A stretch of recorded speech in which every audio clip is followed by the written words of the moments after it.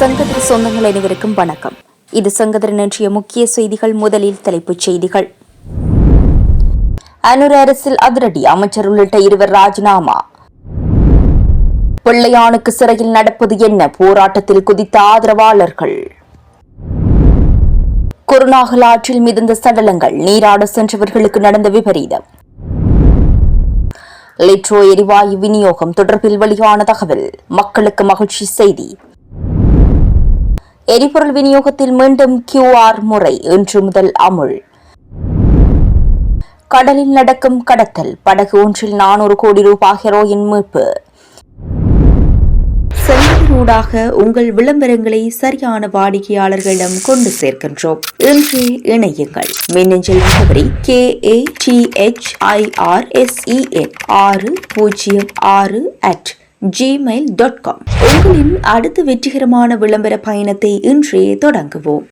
கோட்டாபய சுரேசலை ஆகியோரால் சுட்டுக் கொல்லப்பட்ட தமிழ் இளைஞர்கள், வெளியான திடுக்கிடும் தகவல்கள். இதுபோன்ற செய்திகளை உடனுக்குடன் தெரிந்து கொள்ள செங்கதிர் சேனலை சப்ஸ்கிரைப் செய்து இணைந்திருங்கள். இனி விரிவான செய்திகள். தமிழ் மக்கள் விடுதலை புலிகள் கட்சியின் தலைவர் பிள்ளையான் எனப்படும் சிவனேசதுரை சந்திரகாந்தன் வெலிக்கட சிறைச்சாலை மருத்துவமனைக்கு மாற்றப்பட்டமைக்கு எதிர்ப்பு தெரிவித்து உணவு தவிர்ப்பு போராட்டம் முன்னெடுக்கப்பட்டுள்ளது. மட்டக்களப்பு காந்தி பூங்காவில் அவரது கட்சி ஆதரவாளர்களால் இந்த போராட்டம் முன்னெடுக்கப்பட்டது. இந்த நிலையில் பிள்ளையான் தடுத்து வைக்கப்பட்டுள்ளமையை வன்மையாக கண்டிப்பதாக உண்ணாவிரதத்தில் ஈடுபட்டுள்ளவர்கள் குறிப்பிட்டுள்ளனர். விளக்கமறியலில் வைக்கப்பட்டுள்ள பிள்ளையான் என்றழைக்கப்படும் கிழக்கு மாகாண முன்னாள் முதலமைச்சர் சிவனேசதுரை சந்திரகாந்தன் வெலிக்கடை சிறைச்சாலைகள் வைத்தியசாலையில் தொடர்ந்தும் சிகிச்சை பெற்று வருகிறார். ஒருநாள் உணவு தவிர்ப்பில் ஈடுபட்ட நிலையில் ஏற்பட்ட உடல்நலக்குறைவு காரணமாக பிள்ளையானை சிறைச்சாலைகள் வைத்தியசாலையில் அனுமதிக்கப்பட்டதாக சிறைச்சாலைகள் ஊடக பேச்சாளர் குறிப்பிட்டார். கிழக்கு பல்கலைக்கழகத்தின் முன்னாள் உபவேந்தர் ரவீந்திரநாத் சுப்பிரமணியம் கடத்தப்பட்டு கொலை செய்யப்பட்டமை தொடர்பில் கைது செய்யப்பட்ட பிள்ளையான் வெலிசர கடற்படை தளத்தில் உள்ள சிறைக்கூடத்தில் அடைக்கப்பட்டுள்ளார். மின்சாரம் மற்றும் எரிசக்தி அமைச்சர் குமார ஜெயக்கொடி மற்றும் அமைச்சு செயலாளர் உதயங்க கேமபால ஆகியோர் பதவி விலகியுள்ளனர். நிலக்கரி இறக்குமதி தொடர்பான விசாரணைகளுக்காக நியமிக்கப்பட்டுள்ள ஜனாதிபதி ஆணைக்குழுவின் செயற்பாடுகளை சுயாதீனமாகவும் நீதியாகவும் முன்னெடுப்பதற்கு ஒத்துழைப்பு வழங்குவதற்காக தாம் பதவி விலகியுள்ளதாக அவர்கள் தெரிவித்துள்ளனர். ஜனாதிபதி அனுரகுமார் திசாநாயக்கவிற்கு கடிதம் ஊடாக இவ்விடயத்தை அறிவித்து இவர்கள் பதவி விலகியுள்ளதாக ஜனாதிபதி ஊடகப் பிரிவு தெரிவித்துள்ளது. குருநாகல் நிக்கிரவிரட்டிய பகுதியில் தெதிரு ஓயாவில் நீராட சென்ற நிலையில் நீரில் மூழ்கி உயிரிழந்த மேலும் 6 பேரின் உடல்கள் கண்டெடுக்கப்பட்டுள்ளன. இதன் மூலம் உயிரிழந்தோரின் எண்ணிக்கை 8 உயர்ந்துள்ளது. 10 பேர் கொண்ட குழுவினர் நீராட சென்ற நிலையில் இந்த சம்பவம் இடம்பெற்றுள்ளது. இந்த நிலையில் 16ஆம் திகதி மாலை இருவரின் சடலங்கள் கண்டுபிடிக்கப்பட்ட நிலையில் நேற்று 6 பேரின் சடலங்கள் மீட்கப்பட்டுள்ளன. மேலும் 2 காணவில்லை என தேடுதல் பணிகள் நடைபெற்று வருவதாக போலீசார் தெரிவித்துள்ளனர். நீரில் மூழ்கிய நிலையில் இருந்த மேலும் 2 பாதுகாப்பாக மீட்கப்பட்டு சிகிச்சைக்காக வைத்தியசாலையில் அனுமதிக்கப்பட்டுள்ளனர். காணாமல் போனவர்களை தேடும் பணிகள் பிரதேச மக்களும் பாதுகாப்பு படையினரும் இணைந்து தீவிரமாக முன்னெடுத்து வருவதாக போலீஸ் ஊடகப் பிரிவு தெரிவித்துள்ளது.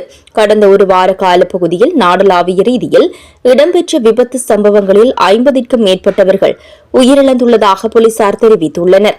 இவர்களில் 24க்கும் மேற்பட்டவர்கள் நீரில் மூழ்கி உயிரிழந்துள்ளதாக போலீஸ் ஊடக பேச்சாளர் FU வூட்லர் தெரிவித்துள்ளார். மக்களுக்கு நீந்த தெரியாததாலும் குளிப்பதற்கும் பொழுதுபோக்கிற்காகவும் மிகவும் பாதுகாப்பற்ற இடங்களுக்கு சென்றமையினால் இந்த துயர சம்பவங்கள் பதிவாகியுள்ளதாக அவர் சுட்டிக்காட்டியுள்ளார். குருநாகல் நிக்கிரவிரட்டிய பகுதியில் தெதிரு ஓயாவில் நீராட சென்ற நிலையில் நீரில் மூழ்கி உயிரிழந்த மேலும் 6 பேரின் உடல்கள் கண்டெடுக்கப்பட்டுள்ளன. இதன் மூலம் உயிரிழந்தோரின் எண்ணிக்கை 8 உயர்ந்துள்ளது. 10 பேர் கொண்ட குழுவினர் நீராட சென்ற நிலையில் இந்த சம்பவம் இடம்பெற்றுள்ளது. இந்த நிலையில் 16ஆம் திகதி மாலை இருவரின் சடலங்கள் கண்டுபிடிக்கப்பட்ட நிலையில் நேற்று 6 பேரின் சடலங்கள் மீட்கப்பட்டுள்ளன. மேலும் 2 காணவில்லை என தேடுதல் பணிகள் நடைபெற்று வருவதாக போலீசார் தெரிவித்துள்ளனர். நீரில் மூழ்கிய நிலையில் இருந்த மேலும் 2 பாதுகாப்பாக மீட்கப்பட்டு சிகிச்சைக்காக வைத்தியசாலையில் அனுமதிக்கப்பட்டுள்ளனர். காணாமல் போனவர்களை தேடும் பணிகள் பிரதேச மக்களும் பாதுகாப்பு படையினரும் இணைந்து தீவிரமாக முன்னெடுத்து வருவதாக போலீஸ் ஊடகப் பிரிவு தெரிவித்துள்ளது. கடந்த 1 வார கால பகுதியில் நாடளாவிய ரீதியில் இடம்பெற்ற விபத்து சம்பவங்களில் 50க்கும் மேற்பட்டவர்கள் உயிரிழந்துள்ளதாக போலீசார் தெரிவித்துள்ளனர். இவர்களில் 24க்கும் மேற்பட்டவர்கள் நீரில் மூழ்கி உயிரிழந்துள்ளதாக போலீஸ் ஊடக பேச்சாளர் எஃப்யூ வூட்லர் தெரிவித்துள்ளார். மக்களுக்கு நீந்த தெரியாததாலும் குளிப்பதற்கும் பொழுதுபோக்கிற்காகவும் மிகவும் பாதுகாப்பற்ற இடங்களுக்கு சென்றமையினால் இந்த துயர சம்பவங்கள் பதிவாகியுள்ளதாக அவர் சுட்டிக்காட்டியுள்ளார். செயலினூடாக உங்கள் விளம்பரங்களை சரியான வாடிக்கையாளர்களிடம் கொண்டு சேர்க்கின்றோம். இன்று இணையுங்கள். மின்னஞ்சல் முகவரி KATHIR606@gmail.com. உங்களின் அடுத்த வெற்றிகரமான விளம்பர பயணத்தை இன்றே தொடங்குவோம். மே மாதத்திலும் எரிவாயு விநியோகம் தொடரும் என லிட்ரோ நிறுவனம் தெரிவித்துள்ளது. ஏப்ரல் மாதத்தில் மட்டும் 20,500 மெட்ரிக் டன் எரிவாயு நாட்டிற்கு வந்து சேர்ந்துள்ளதாகவும் மேலும் 17,500 மெட்ரிக் டன் எரிவாயு வந்து சேரும் என எதிர்பார்க்கப்படுவதாகவும் லிட்ரோ நிறுவனம் கூறியுள்ளது. மேலும் 20,000 மெட்ரிக் டன் எரிவாயு கப்பல் ஒன்று தென்னாப்பிரிக்கா வழியாக மாலைதீவை வந்தடைய திட்டமிடப்பட்டுள்ளது. அதன்படி மே மாதத்திற்கும் போதுமான எரிவாயு கையிருப்பில் உள்ளதாக லிட்ரோ நிறுவனம் மேலும் தெரிவித்துள்ளது.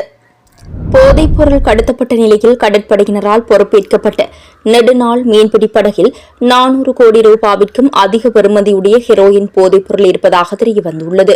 குறித்த போதைப்பொருள் தொகையை பார்வையிட்ட பாதுகாப்பு பிரதி அமைச்சர் அருண் ஜெயசேகர் இதனை தெரிவித்தார். இதற்கமைய போதைப்பொருள் ஒழிப்பு பிரிவினர் நடத்திய சோதனையில் அந்த படகில் இருந்த போதைப்பொருள் ஹெரோயின் என உறுதிப்படுத்தப்பட்டுள்ளது. அத்துடன் அங்கிருந்து 150 கிலோகிராமுக்கும் அதிகமான போதைப்பொருள் அதிகாரிகளால் கைப்பற்றப்பட்டுள்ளது. போதைப்பொருள் சோதனையிடப்பட்டதை அடுத்து நெடுநாள் மீன்பிடி படகில் இருந்த 4 சந்தேக நபர்களும் போலீஸ் போதைப்பொருள் ஒழிப்பு பிரிவினரால் கரைக்கு அழைத்து வரப்பட்ட பின்னர் கைது செய்யப்பட்டனர். இலங்கைக்கு தெற்கே ஆழ்கடல் பகுதியில் கடந்த 16ஆம் திகதி மேற்கொள்ளப்பட்ட விசேட நடவடிக்கையின் போது கடற்படையினரால் இந்த நெடுநாள் மீன்பிடி படகு பொறுப்பேற்கப்பட்டது. அதில் இருந்த 6 போதைப்பொருள் பொதிகளுடன் 4 சந்தேக நபர்களும் அதிகாரிகளால் பொறுப்பேற்கப்பட்டிருந்தமை குறிப்பிடத்தக்கது. 2014ஆம் ஆண்டு வவுனியா வெளியோய பகுதியில் கோபி உள்ளிட்ட 3 சுட்டுக் கொல்லப்பட்ட சம்பவம் 2015 ஜனாதிபதி தேர்தலில் மஹிந்த ராஜபக்சவின் வெற்றியை உறுதிப்படுத்துவதற்காக அரங்கேற்றப்பட்ட ஒரு திட்டமிட்ட படுகொலை என சர்வதேச சிங்கள ஊடகம் ஒன்று செய்தி வெளியிட்டுள்ளது. 2015 தேர்தலில் புலிகள் மீண்டும் உருவாகிறார்கள் என்ற அச்சத்தை சிங்கள மக்கள் மத்தியில் உருவாக்கி மஹிந்த ராஜபக்சவை மீண்டும் ஆட்சியில் அமர்த்துவதற்காகவே இந்த நாடகம் ஆடப்பட்டுள்ளது. ஏப்ரல் 11, 2014 அன்று கோபி, தெவியன் மற்றும் அப்பன் ஆகிய 3 ராணுவத்தினருடனான மோதலில் கொல்லப்பட்டதாக அறிவிக்கப்பட்டுள்ளது. ஆனால் இவர்கள் அதற்கு முன்னரே ராணுவ புலனாய்வு பிரிவினரால் கைது செய்யப்பட்டு தடுத்து வைக்கப்பட்டிருந்தவர்கள் என விசாரணையில் தெரியவந்துள்ளது. சுரேஷ் செலவின் உத்தரவின் பேரில் இவர்கள் 3 ரகசியமாக வேலியோயா காட்டுப்பகுதிக்கு கொண்டு செல்லப்பட்டு சுட்டுக் கொல்லப்பட்டுள்ளனர். இந்த சதித்திட்டத்தை மறைக்க அவர்களுக்கு உதவியாக இருந்த செல்வராஜன் கமலநாதன் என்ற ராணுவ வீரரும் அதே இடத்தில் சுட்டுக் கொல்லப்பட்டு மோதலில் இறந்ததாக சித்தரிக்கப்பட்டுள்ளார். பயங்கரவாத தடுப்பு பிரிவின் முன்னாள் பிரதானி நாலக சில்வா நடத்திய விசாரணையில் கொல்லப்பட்ட 3 புலிகள் அமைப்பை மீள கட்டமைக்கும் எந்த நோக்கமும் இருக்கவில்லை என்பதும் அவர்கள் கிளிநொச்சி ராணுவ முகாமில் பணியாற்றியவர்கள் என்பதும் உறுதியானது. அக்கால பகுதியில் கோட்டாபய மற்றும் மஹிந்தவிற்கு அச்சுறுத்தல் இருப்பதாக சில ஊடகவியலாளர்கள் கட்டுரை எழுதியதும் இந்த சதித்திட்டத்தின் ஒரு பகுதியே என அந்த செய்தியில் சுட்டிக்காட்டப்பட்டுள்ளது. செயலினூடாக உங்கள் விளம்பரங்களை சரியான வாடிக்கையாளர்களிடம் கொண்டு சேர்க்கின்றோம். இன்று இணையுங்கள். மின்னஞ்சல் முகவரி KATHIR606@gmail.com. உங்களின் அடுத்த வெற்றிகரமான விளம்பர பயணத்தை இன்றே தொடங்குவோம். இத்துடன் சங்கத்தின் இன்றைய நாளுக்கான பிரதான செய்திகள் நிறைவு பெறுகின்றன. எமது அடுத்த பிரதான செய்திகளை நாளை எதிர்பாருங்கள்.